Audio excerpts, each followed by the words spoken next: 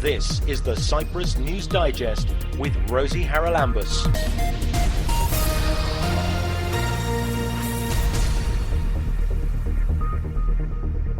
On this week's programme, we talk about prosthetics with one of the Shriners doctors who's in Cyprus this week treating children with orthopaedic needs. There are actually computers within the devices that help control knee motion or ankle motion. The devices are much lighter and more accommodating to the child. Children need a device to help them run and play and really wear out, and so children need a new device about every 12 to 18 months. We hear about a new project that is saving chickens from slaughter and using them to replenish our degraded soil. Cyprus, 51% of the land is in critical danger of desertification. All this is a man-made desert. And British expats on the island may have to pay UK taxes on their pensions next year. We get some expert advice. If these people have been in Cyprus long enough to qualify for a Cyprus passport and have dual citizenship, they will still be taxable in Cyprus only. Shriners doctors have been in Cyprus recently. It's a place they've been coming to for, I think, many years to deal with children who have orthopaedic problems. And it's a very great pleasure to welcome to this week's programme David Westbury, who is one of the doctors visiting this year. David, first of all, a little bit, if you will, about the history of Shriners and their visits to Cyprus, because it's not just Cyprus, you go all over the world, I think, don't you? Yes, ma'am. Shriners International is a fraternity, and they have partnered with the people in the Paraskavitis Foundation here in Cyprus for more than 40 years. And that relationship was developed years ago, and for years doctors from the United States would come to Cyprus and evaluate children with orthopedic conditions, and at that time kids would go back to the States for care, specifically surgical care, and have their surgeries done in the States and then return here after their recovery period. But now I think you do those surgeries here in Cyprus. That's correct. So starting last year, we had the opportunity to do surgeries directly in here within Cyprus, and we did our first surgeries last October, and we've had 4 days of surgery here this trip. We're working at Makarios Hospital as well as one of the other hospitals in the area, and are hopefully going to continue that process and continue that collaboration, and make our ability to care for children more prevalent here in Cyprus. How prevalent are orthopedic problems in children generally? Yeah, so children orthopedic needs are worldwide. Shriners International is within many countries around the world, working to identify children with orthopedic needs, and birth defects or deformities that present at birth are very commonly seen, and we treat majority of those. Children with limb problems, upper extremity, lower extremity, spinal deformity is very prevalent in not only the States but in the worldwide setting. And so with the number of children that need orthopedic care, that's the role of Shriners Children's, is we want to reach out and meet as many of those needs as possible. Now, you can do a surgery on a child, but then it requires quite intensive follow-up care, I imagine. So a little bit about that. Is that done here in Cyprus again? It is. We have a collaboration with some of the physicians here in Cyprus, as well as some of the rehab units.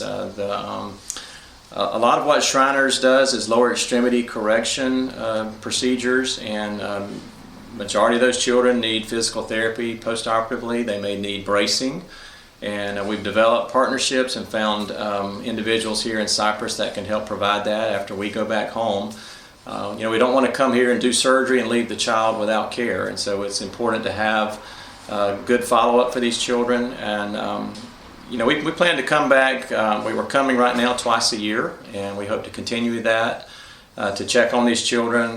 The thing about children with orthopedic needs is we many times address the need initially, but those children need follow-up because as they grow, things can change. The deformities may recur, they may have relapse deformities. Growth can change some of the things that have happened, and so it's very important that they have ongoing care and oversight for that. And how far have you got to take that into consideration when you're performing surgery on a very young child? Because they grow amazingly fast. That's true. Particularly, I mean, do you deal with prosthetics as well? That's another problem, isn't it? Yes, we do. Limb deformity or limb deficiency is a very common thing that we see, and then sometimes that can be from birth defects. When you have a limb that doesn't form correctly during pregnancy, sometimes we'll perform an amputation to optimize the limb for a prosthesis. We still see a lot of traumatic incidents that result in limb loss for children, burn injuries, infection, cancer can occur in children. So there's lots of reasons that a child may need a prosthesis, and I think Shriners is well known for their prosthetic care. We're fortunate to have a prosthetist with us on our trip, and so he's evaluating children for prostheses and for bracing. Shriners is known for that. I think the limb deficiency population knows that Shriners is the world leader in prosthetic care for children, and we're happy to bring that here to this region. And prosthetics has come on leaps and bounds in the last, 10, 15 years? We've now got robotics being involved, have we? We do. We have, the devices are now, thanks to technology, many of them are made by computer-driven devices. There are actually computers within the devices that help control knee motion or ankle motion. The devices are much lighter and more accommodating to the child. Children need a device to help them run and play and really wear out. And so children need a new device about every 12 to 18 months. And adults can get a little bit longer life out of a device, but kids need one because they're so active. And so we use state-of-the-art technology to fabricate these devices and provide the very best device for these children. And do you deal with adults at all, or it's purely children? We deal with older teenagers.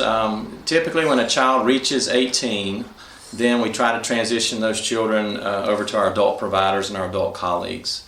And so many times we'll see a child till their 18th birthday and then try to make that transition for them. And where does your career go from here? You've been in this business for how long, and have you got any ambitions? Is there something you haven't done you'd like to do? Yeah, I'm very fortunate to have been working with Shriners for almost 20 years now, and they're a great institution. They are very mission-minded, and I'm very fortunate to be a part of that mission. We have a great team back at my home hospital, and our goal is to, the current goal for Shriners is to reach more kids in more places. And so Cyprus is one spot for us, but I think we're going to continue to expand and find other places that Shriners can impact. Is there anywhere you don't go to? We go to the places that let us come in and help their kids. And so wherever we have approval to come in, that's the places we're looking for. That is Dr. David Westbury talking to us about the visit of Shriners Children's Hospital to Cyprus. They do it regularly, and our thanks to them for that. Thanks for joining me. You're welcome. Thank you. This is the Cyprus News Digest with Rosie Haralambous. I think we all know that waste management in Cyprus is pretty critical. We're not very good at it. We never have been. And out of the tons of municipal waste that goes to our landfills every year, which means we pay EU fines for that, an awful lot of it is actually organic waste, food waste. Now, some people have compost heaps in their gardens, but an awful lot of people just chuck it in the bin. That could be set to change, because my next guest is from Kotkot. Now, that's a project that he's going to tell us all about, which is going to turn organic waste into food for chickens, which will then, in a circular economy style, fertilise olive and orange groves. So it's a very warm welcome to Nicolas Netien. Nicolas, where did the idea for this come from? Well, the idea came when I met with Elena. Elena is a good friend, and she asked me to come and have a look at her farm, because that's what I do. I do agroecological design, And she had a family farm in Akaki, fairly big, about 4,000 oranges and olive trees. And she just did the transition for organic farming, and we were trying to design it as a self-sustained agroecosystem. And to do that, I like to use animals. And they speed up carbon cycle, they eat the grass, they poo, and, it really speeds up the building of the soil. And then I told me, I'm fine with animals, but I don't want to kill any. And if you do have animals, and if you do animal products like eggs, milk, or meat, you have to kill animals. So we were looking around that and how to find animals that we do not kill.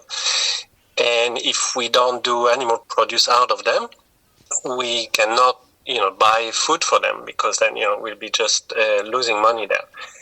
So we got the idea to bring retired chickens. Basically, a chicken will lay eggs for about 2 years. And after 2 years, the eggs are either too small or the shell is too thin for the market. So they go to slaughter. And so I have a friend who has chickens for eggs, who has a brand of eggs. It's Agortima Filippo in Evrihu. And I asked him, instead of sending them to the slaughter, bring them to our farm. So they can fertilize the trees, they can deal with the ground cover, with the grass, and so and so. But we can't afford their food, so the idea was to collect food waste. In the meantime, educate people about food waste. So naturally, we started with a school. So that's a pilot project that is running now. It's a junior school in Nicosia. So we already educated the kids on what is food waste, what does it mean, what does it do to the environment, and we're giving this food waste that we're collecting in specific bins to the chickens. And it's fine because we don't do eggs or meat, so the nutritional requirement for these old chicks is pretty low, so they don't need high protein. Like if you do eggs, you need like super high protein level and stuff.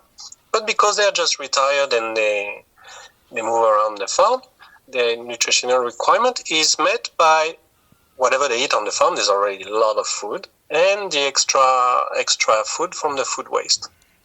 We do have an organisation here called Zero Food Waste, who are very active both in the north and south of the island, collecting unsold fresh produce and passing it on to people in need. But I guess that what you're really after is perhaps some big hotels. We know a lot of them have food waste. And if they could come on board, then you could expand, couldn't you? Yeah, that's the idea. At the moment, we're running this pilot project. So, by the way, we're working with this organization. We're collecting whatever is not given to the people because, they're giving a lot of it and some of it is just too bad. And whatever is too bad, so we're the last resort of the food waste. Whatever cannot be consumed goes to the chicken. So every Saturday when they finish their distribution, we collect that extra waste too. So we have a capacity of about 15,000 chickens, which is low density. It will be, if I was doing free range chicken, I could go up to 34,000 chickens, but we don't want that capacity because we don't want too much nitrogen and food for the trees. Which, by the way, in organic farming, we are basically buying chicken poo that we are importing from Italy. So we decided to make our own poo. And so we want to expand, but to do so, first we need to finish our pilot project. So we're working out all the bits and pieces of the logistics, the bins, the collection, the frequency, all these small details that we're fine-tuning. But to do expand, of course, we're going to be reaching to hotels and restaurants because, school is very good because we have the education side of the project, but they are closed in the summer. So we need to have a more regular also inputs of food waste. But what we need also is support for companies to fund the project. We're going to need to build mobile housing because we're moving those chickens around. We need collection vehicle because at the moment we're using the farm vehicle and it's not efficient. We're going to need a van. So we're counting in companies as well to support us, and we can measure exactly how much CO2 we are saving, because that food waste doesn't go to the landfill. And when food waste goes to the landfill, it creates methane, which is a very powerful greenhouse emission gas. And in Cyprus, unfortunately, our landfills are not sanitary, so there's no collection of methane except 3 out of the 11. So it's really, really bad. So because we're measuring everything and we have a very scientific approach, and we start in collaboration with Agronomic Institute to measure the carbon in the soil, the CO2 that we saved, etc., we can tell the companies, by helping cut, you saved so much CO2 this year. And in the future, we want to also be able to edit carbon credits for that. And once we reach our capacity, we'd like to expand the model to other farms, but also take it a step further and turn it into a food which will be standardized and can be used in other animal farming, meaning we have to pasteurize it and to have the exact nutritional value, so an actual animal farmer can use it as a feed and a complement of the feed. So you're talking now about not just organic farms, but farms that are actually farming eggs, meat and dairy. Yes. At the moment they're not allowed to give them raw food waste, because you might, spray disease. In our case, we don't have that problem because we don't collect eggs or meat. We don't do animal product, right? Our animals are just workers for us. But if you're an egg farmer, you have to be very precise on the food you give. So because you want eggs every day, and you need high protein level, etc. So the food that you give is measured. You know exactly the nutritional value of the food that you give. So in order to give them food waste, it has to be standardized. It has to be pasteurized first, so you have no issue with disease, and it also has to be. You have to know the nutritional value of it so you can mix it to your regular food. Do you know of any other people in the rural areas of Cyprus? I mean, a lot of people do keep chickens and feed them the household food waste that they have, and presumably they do sell their eggs. But I mean, if you want to expand this, I guess you need an awful lot more farms and even private people who have maybe 3 dozen chickens to do something similar, because the sum of the parts could mean a huge difference, couldn't it, to the sort of methane we're releasing and the circular economy. Yeah, of course. But bear in mind that if you do sell the eggs, you're not allowed at the moment to give fresh food waste, because you risk spreading disease to your eggs and stuff, which, many people do, and even in backyard chickens, traditionally, and, that's what many people do. Your food scrap goes to the chicken. But you eat the eggs yourself rather than sell them, is what you're talking about. Yeah. The risk is very low anyway. But so we want to expand. First of all, we have to get it right on our farm, which is working now. We have 200 chickens at the moment. It's a very small number, but they're doing fantastically well. They're really enjoying their retirement. They're very friendly as well, so we can bring kids and interact with them. But in April, we're expecting 2,000 chickens, so we're going to expand to other schools to start with, and then also some restaurants that are on the line.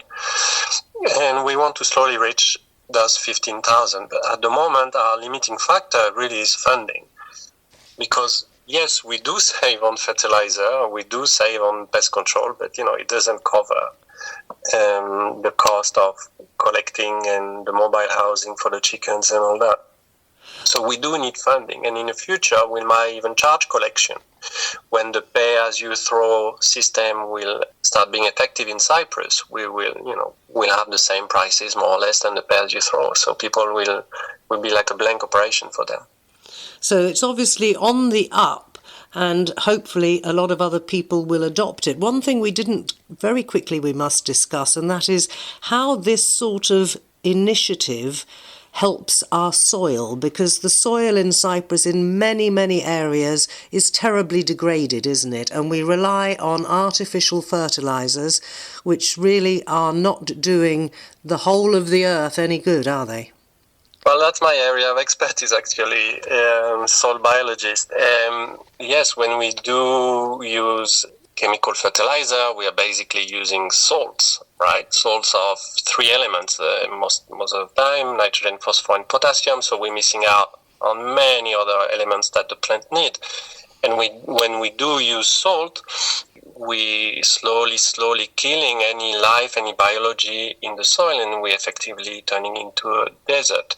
So Cyprus, 51% of the land is in critical danger of desertification. All this is a man-made desert. It's not only agriculture, obviously, it's millenniums in the making of deforestation, and then reforestation, but using monoculture forestation, which doesn't really build up soils neither. So when you use biology, when you use nature as your example, and you speed up its cycle, because nature is a very slow cycle. So what we're doing is copying that, biomimicking that, but doing it much, much faster. So when animals graze, and when they graze in a certain pattern, they do increase the organic content of the soil and the carbon in the soil. So the soil has a higher capacity of retaining water. And it's actually quite dramatic. You can really become drought resilient. And that's what we're doing here on the farm in Akaki. We are building the soil. We're not so much growing trees, we're growing soil. The trees, they grow themselves afterwards. And just to very quickly explain how plant and soil work, it's a bit like us and our microbiome in our intestine. So when a plant captures carbon from the atmosphere, it uses that carbon to grow, but the majority is actually released in form of sugars at the root level. And those sugars feed microorganisms. And those microorganisms, in exchange, it feeds minerals and nutrients to the tree. So it's a trade in the soil around the root system. It's like the microbiome of the trees. When you do use chemical fertilizer, you use salt, which is diluted in water, and when this happens, the tree or the plant has no choice but to drink it, and you feed only 3 elements. So it's like if we were fed with an IV with just protein, fat, and sugar. So we will definitely survive, but then we'll get sick. So the soil, beyond retaining water, also offers proper nutrition to the tree, and then less disease, better growth, etc., etc. I presume that when we see shepherds out in the fields with their herds of sheep and goats, they're doing much the same thing in those areas, aren't they? Yes and no. It's actually tricky. When you use animals to graze, you have to graze them in a certain pattern. For example, if I have 100 goats and let them free in the field, they're going to be rich here, and they're going to start eating what they like. So, the tender stuff, the thing that tastes good, and then they're going to move around, and what will be left behind will be lots of really thorny, less sophisticated plants, if you want. And that way, you can actually create desertification. But if you look at how grazing works in nature, it never really works like that. The animals move in compact herds very fast into the landscape because of predators and because of natural pressure. So what happens is, think about the herds of zebu in Africa or the bison that we used to have in Europe and in North America. So you have a lot of animals moving really fast into the landscape, eating everything on their path, dropping a lot of concentrated, manure and pee in one place, and then moving quickly in the landscape. And that actually creates regeneration. And most of the herbs, the gramineae and stuff, have evolved with that pattern. So grazing can be destructive, but when it's done in a proper way, can be very regenerative. So it's really a matter of looking how nature works and just biomimicking that. Well, I wish you every luck with your biomimicking of nature, Nicolas. Do keep us informed when you manage to expand further, and tell us where people who are listening to this and who think I might be able to help with that can get in touch. All right, they can send us a message on Instagram, @Cyprus, or they can send us an email, @cyprus@gmail.com. Nicolas Netien from the Kotkot Project, working out a solution for our huge waste problem here in Cyprus. Many thanks for joining me. Thank you to you. Keep up to date with events in Cyprus and around the world with the Cyprus News Digest. We know there are quite a large number of expats from the UK who live permanently in Cyprus, and they receive their UK pensions here on the island. They also, until now, have been paying tax on those pensions in Cyprus, but that apparently is possibly about to change. It could be that as of next year they'll be paying UK tax, which is of course much higher, and therefore they'll see a drop in their monthly income. Lou Cunningham is an expert with Blevins Franks, and he joins us to explain. Lou, this is bad news for all those people who do rely on their pensions here in Cyprus. Can you explain what difference this is going to make? Well, Rosie, the first point to make is this does not apply to all pensions. It applies to those that are government funded. So those pensioners who get their income from the military, the police, fire service, teachers, the NHS or the civil service may be affected by this change, not the normal state pensions or those with private or company pensions. That seems a little bit unfair. Can you explain why there's a difference? The pensions I mentioned are government funded from central government coffers. The other pensions are not. This brings it in line with the double taxation agreement with most countries in which the UK has an agreement with.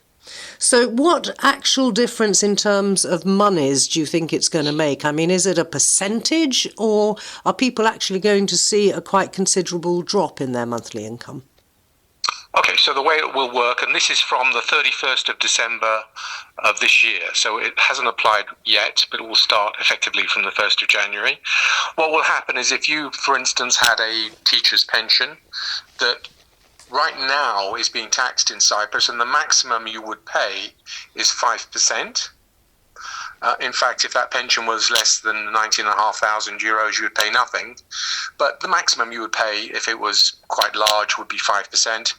From the 1st of January, it will be taxed in the UK at an appropriate rate. So if you have a large pension, if you have a 30 or 40,000 euros a year pension that is now going to be taxable in the UK, you would have your personal allowance of around £12,500, and the balance would then be taxed at the appropriate rate, which would be 20%.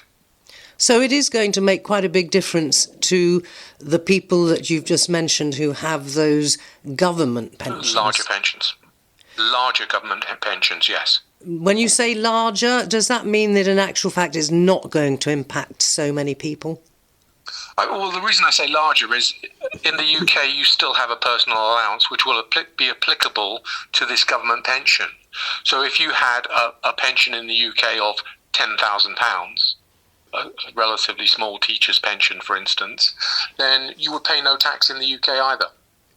And are these people getting their, for example, old age pension as well? So that's a separate thing, and that won't be affected? That's a separate thing. Correct. That will not be affected. Those who have a UK state pension will always be taxed in Cyprus, and their personal allowances in the UK can offset the liability for the government-backed pension. There does seem to be a little bit of consternation in the expat community here, but now that you've explained it, it sort of seems as if it's not going to be that bad, is it? We have many retirees who do have substantial government-funded pensions, such as the military, the police, teachers, have come over with quite substantial pensions, and they are concerned. There is, interestingly, an exception to this. If these people have been in Cyprus long enough to qualify for a Cyprus passport and have dual citizenship, they will still be taxable in Cyprus only. That is very interesting. And have you got any idea how many people, especially after Brexit, were prompted to apply for Cypriot citizenship? I have no idea of the actual number, but I do know of many who have taken the steps to ensure that they could get a Cyprus passport and therefore protect themselves from the UK tax liability. So it possibly means that the Immigration Department is going to see a flurry of applications for Cypriot citizenship from our British expats here on the island. Lou Cunningham from Blevins Franks, many thanks for explaining it all. You're welcome.